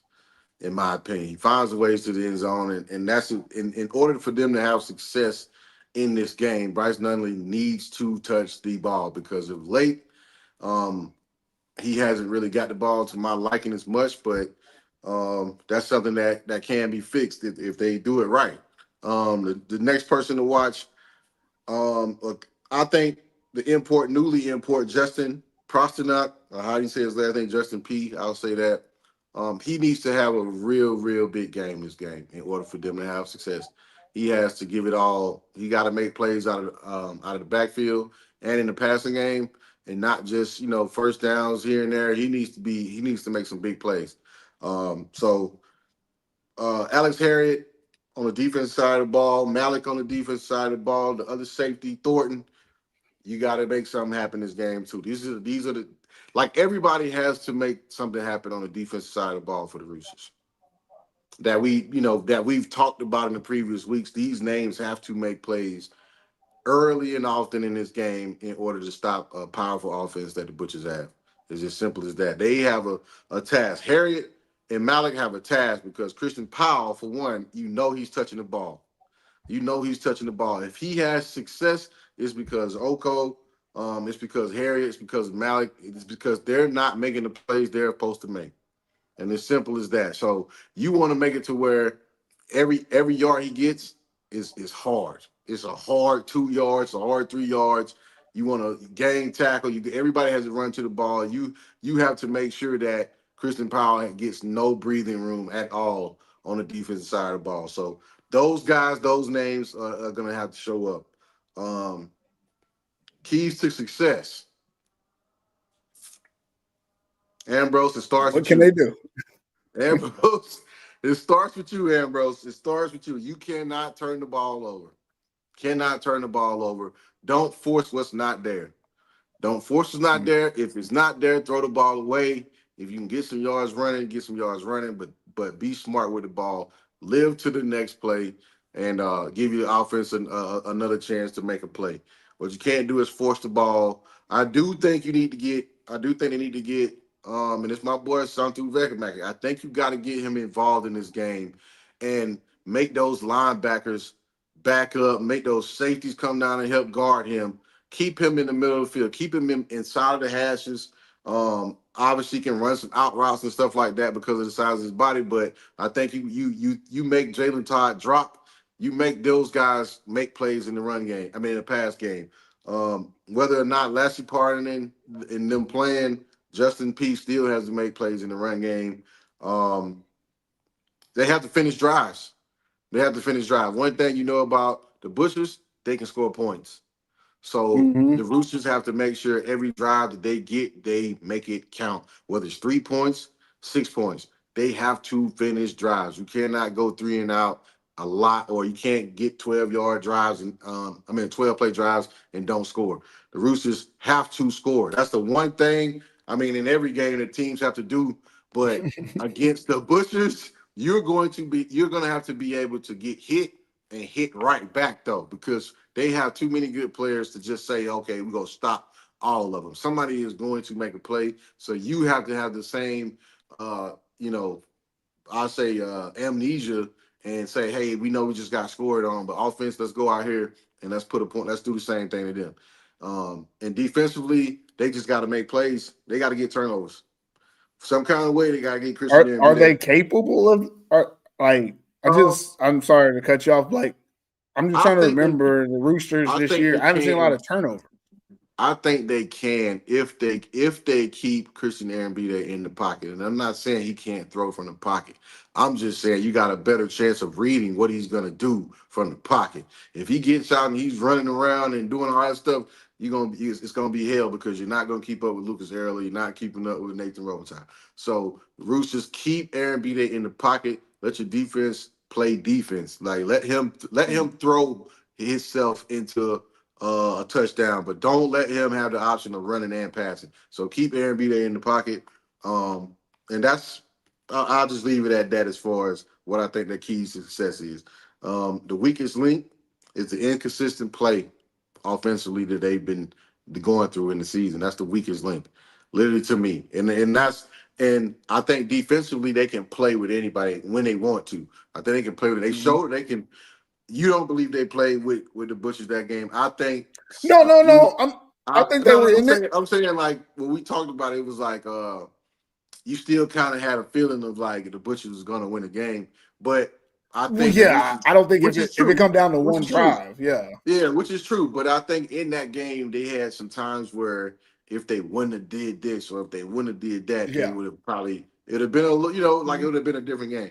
I think you limit those type of situations in this game in order for the Roosters to have a chance because, like you said, the Butchers have been consistent offensively in so many ways this season that the Roosters are going to have to play a near perfect game to beat them. They're going to have to play a near perfect game. Get Ambrose in a rhythm real fast, real quick.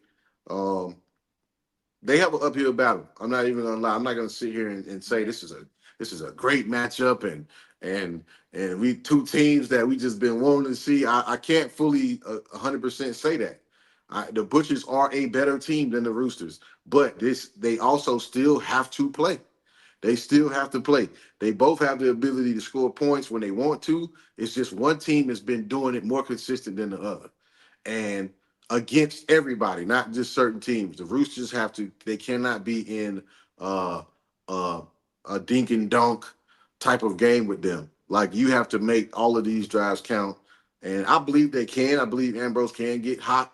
And I believe Nunley can take over a game. We've seen him do it. But they're gonna have the Butchers have to do less than what the Roosters have to do to win the game. So Agreed. it's just gonna be a tough one. But yeah, and if I had to say an I X just want factor, it's gonna be Bryce Nunley. So Bryce Nunley, whether it's returns, um, the offense, his play on offense he's gonna have to be the X factor in this game.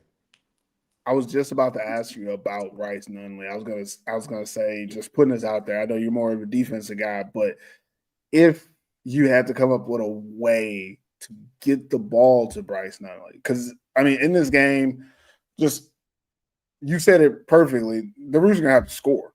I've said it. Excuse me, sorry. I said it. I think last week I said it, or maybe week before, whatever. Mm-hmm. They had maybe 3 games in the season where they let their opponents score more than twice. Yeah. Yet they lost 4 games. That's Mm-hmm. 100%. You're just not scoring. Again, they lost 9-7 against the Royals. That was ridiculous. And they lost another game, I think 9-13, something like that. So they have to find a way to score. And we've said this, and this is 100% true. Get the ball to Bryce Nunley, you can get some points. Like, you can figure it all out. But without a legitimate number 2, like, I'm sorry, they just don't have a legitimate number 2. They've tried Taka Paw out against the Saints, and that didn't go the way they wanted to. And if you can't beat those guys with a guy, you're probably not going to be able to beat the Butchers number 2 guy as well.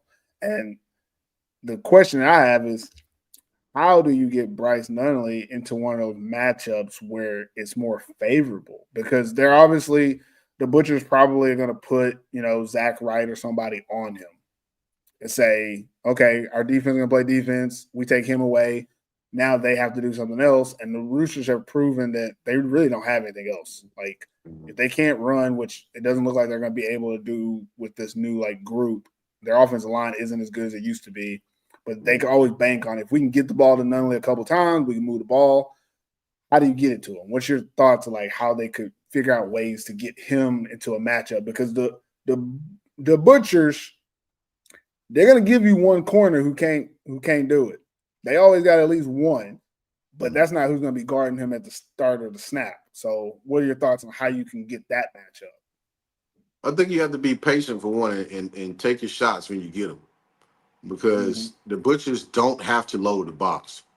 And when you don't have to load the box, your safety can roam freely and that's why they've been having so many interceptions. That's why they've been having so much success in the defense, because they don't have to load the box, and it's like your safeties can free reign from sideline, from the hash to sideline. So, in order for them to get Nunley the ball, I think you just have to. Ambrose has to make a decision pre-play that no matter what, I'm going to him on this. You have to force the issue sometimes. He's going to win He's most good of his enough. matchups. Yeah, He's he's going good to enough win that you most of his can force matchups. it. So, yeah, so it's like force them to make tackles. Force the Butchers, DBs, corners. Force them to make one-on-one tackles, which means sometimes you got to be okay with getting 3, 4, 5 yards.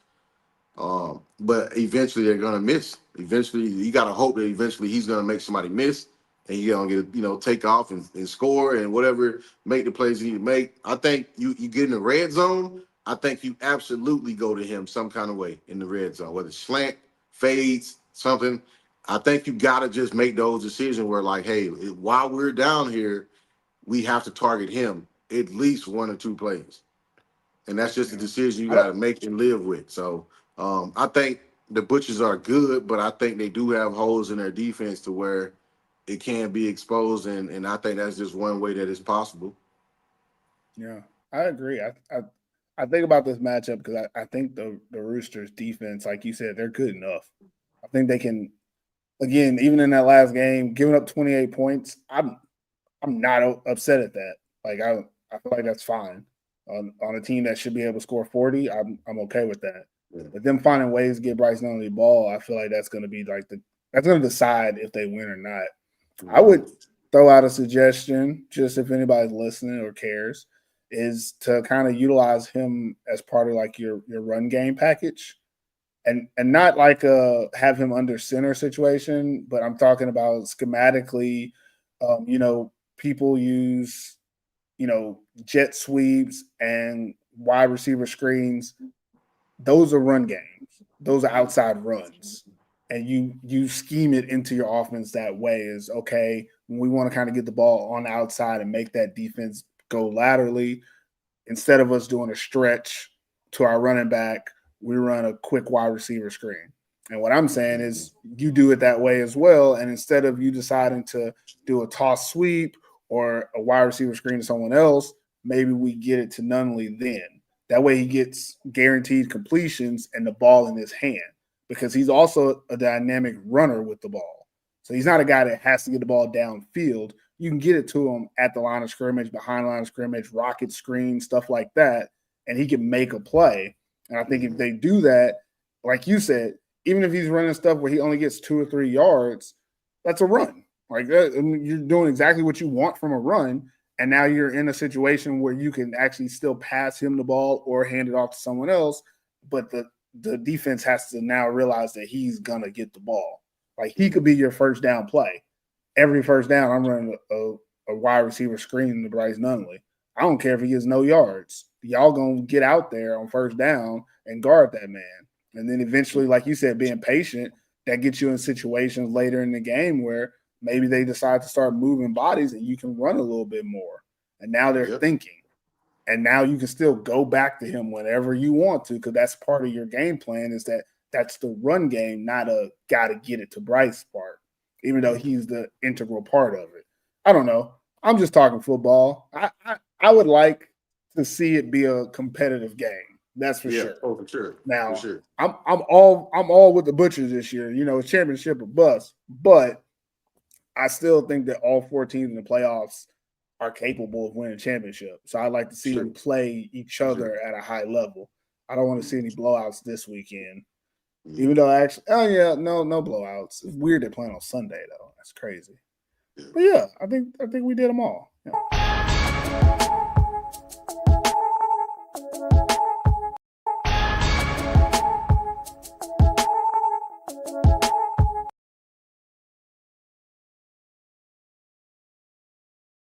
Oh yeah, for the playoffs, we doing weekend picks, baby, right here, live. You gonna get them now.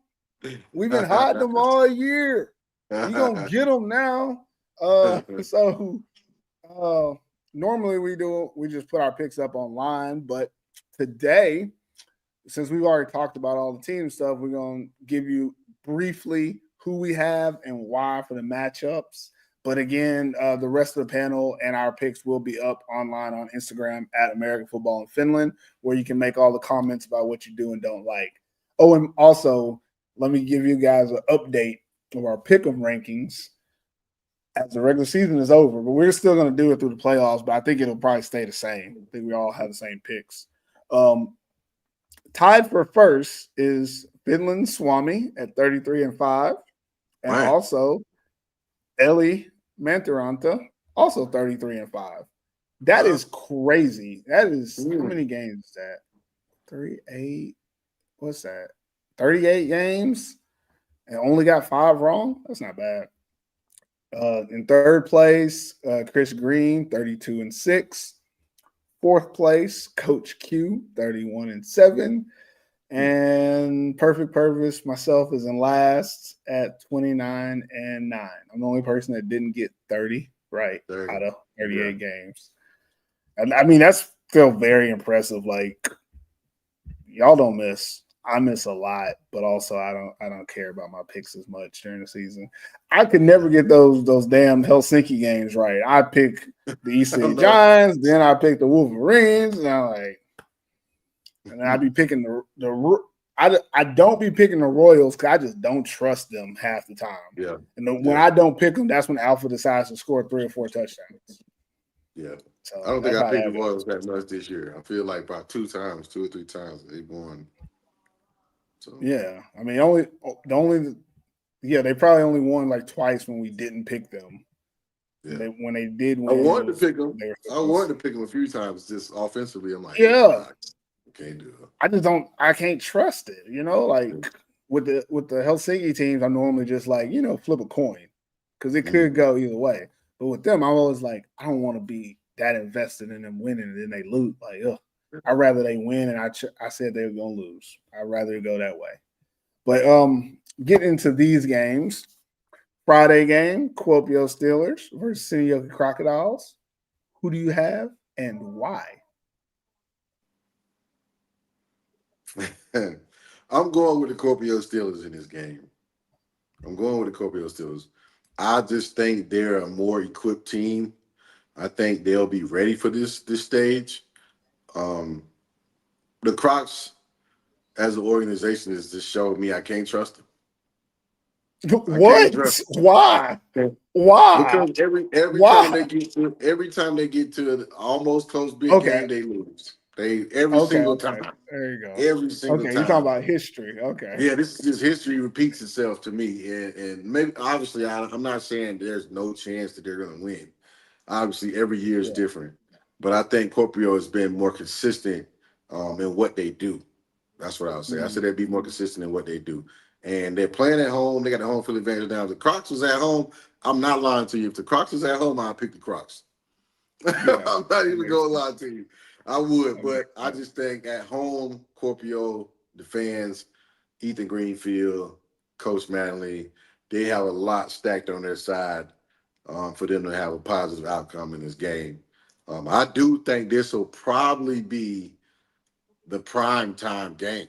Like I think this will be the prime time game because two equal types of team to me. They both have strengths on one side of they like Ethan Greenfield on one side, and then you got Callahan, and they got a lot that both teams have to deal with.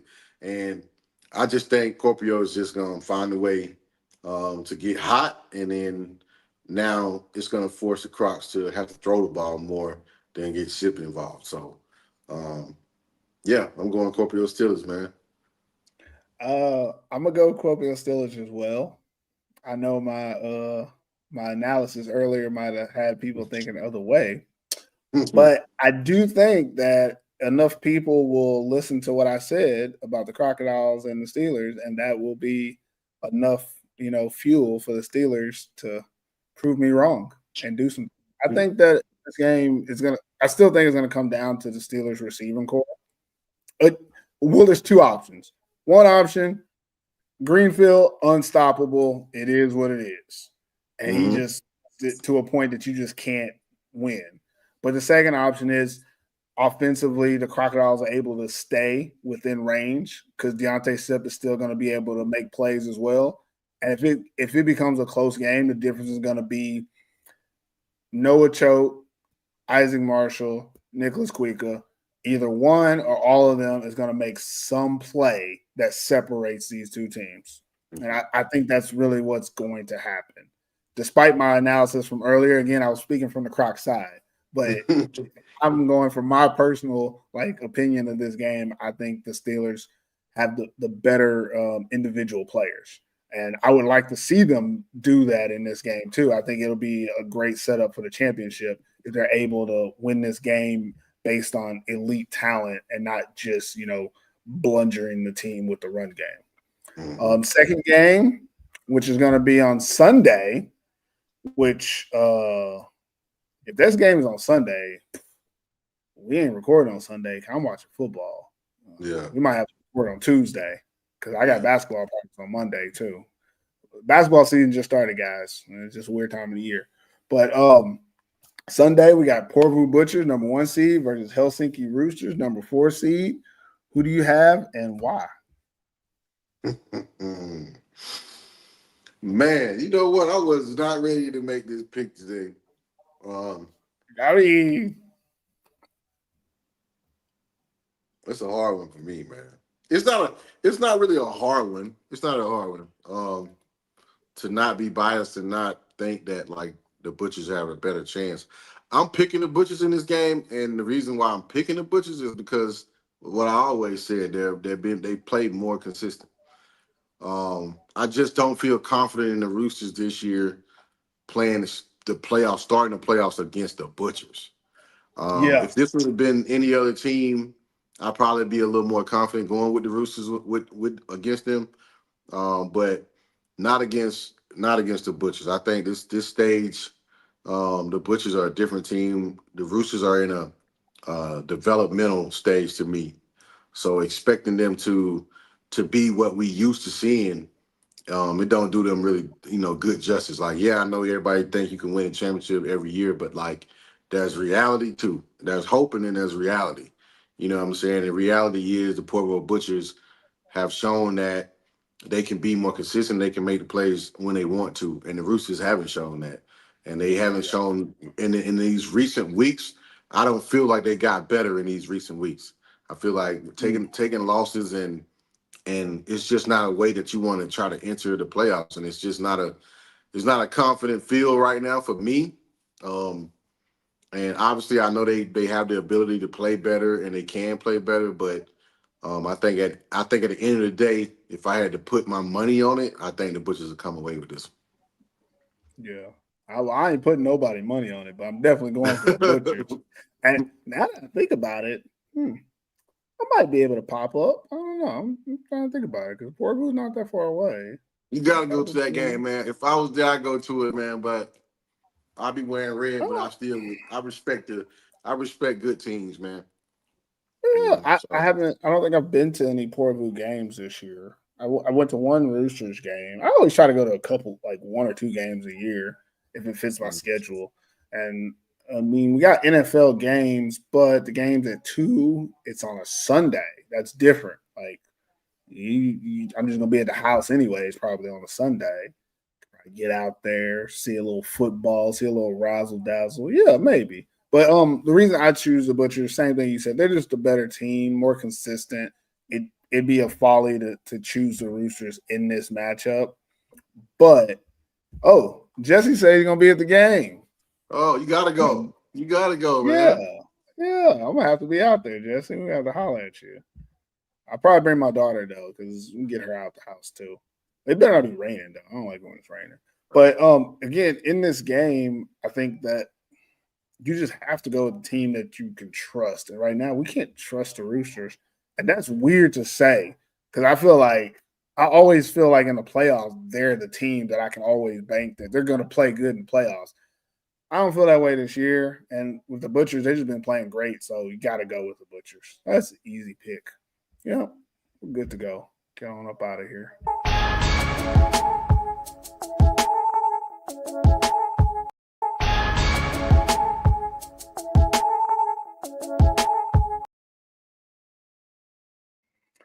That's it for this episode of American Football in Finland. Q, any last words before we get out of here, man? Hey, it's for all the marbles, man. Just for all the marbles. At the end of the day, I'm a football fan, and I want to see, everybody have success, and it's been a great season. We've been doing this for some years, man, and we always seem to get to this point, and you're like, whoo. It's like bittersweet. It's like, all right, we got what we got, and it's time for everybody to really show who they are as a team, and as imports, this y'all time to shine, man. Even the local guys, obviously, this is y'all time to shine too. But for the most part, being that I always used to be an import, this is the time where I think imports, you have to show up in these games. You have to, and this is what they pretty much brought you over for. So, I'm just excited for the weekend, man. Yeah, I think it'll be great. I'm excited for it. There's a lot of football this weekend too. Obviously NFL and college too. So this is a good time of the year. I feel much better this year than I did like in the past years because I finally got a schedule that's going to let me enjoy the football weekends. Yeah. But good luck to all the playoff teams this week. And we'll be back next week, probably on like a Tuesday though, honestly. But be ready for it. We'll have some stuff coming online and on the Instagram and all that stuff throughout the week. Make sure to subscribe, follow, like, and share on all social channels at American Football in Finland. Until next time, never forget I think you did it the wrong way. I'm gonna do it like this. We gone. We gone, baby.